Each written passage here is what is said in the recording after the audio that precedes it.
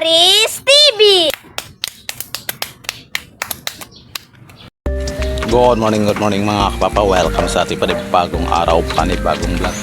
So mga kapapa, text ko lang itong ating ginawa sa nakalipas na mga araw mga kapapa, na hindi pa natin na masyadong naayos itong niyog na nakasampay sa duhat mga kapapa. So hindi pa natin naputol. So yan, next week siguro. Tapos itong yan, yung mga basura na ay iniwan ng bagyong Tino, nandyan pa sa tabi. Yan, so ito pala mga kababa yung good news, no? Ito ang good news mga kababa. Napakadali pong umangat o mabuhay yung mga saging na pinutol po ng bagyong si Tino. Ang kita nyo mga kababa, yan. So yan, ang bilis lumaki o tumaas yung mga puro ng saging. Ayan o. So ito ay yung yung menya. Yan, nakasampay. Yan.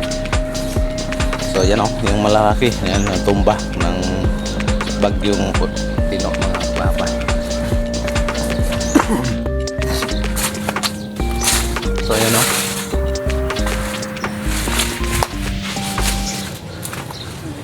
So yan, darating ilang araw yan o ilang linggo mga kapapa, na yan,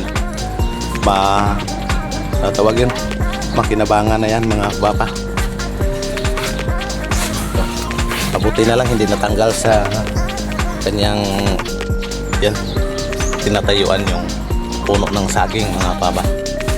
Dito naman mga kapapa, yan, yan o, sayang o, ang lalaki pa naman. Ang lalaki pa naman ang bunga ng saging mga kapapan. Ako, napakasayang talaga ang bunga ng saging. Ito. Daming tumba. Yan, 2 linggo na po. Wala nang dumaan si bagyong Tino dito mga kapapan. Yan.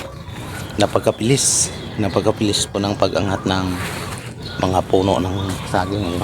Dumami mga kapapa.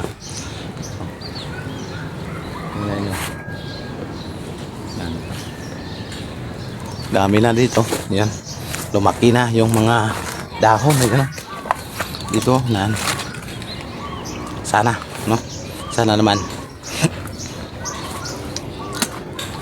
naman mga kapapa, hindi na bumalik yung tino na yan. Ito, yan, umangat na, mabilis yung pag-angat ng mga dahon ng saging. Yan, grabe. Pero sa ngayon mga kapapa, no, yan, tingnan nyo ang paligid. Yan, baling-balik ba, mga balik-balik yung mga kahoy dito. Yan, napakalungkot yung mga avocado mga kapapa. Balik, kita nyo yung puno, balik sa bagyong Tino yan mga papa. Buti na lang yung malaki yung avocado. Yan, matibay, kunting sanga lang yung mga balik mga papa, matibay.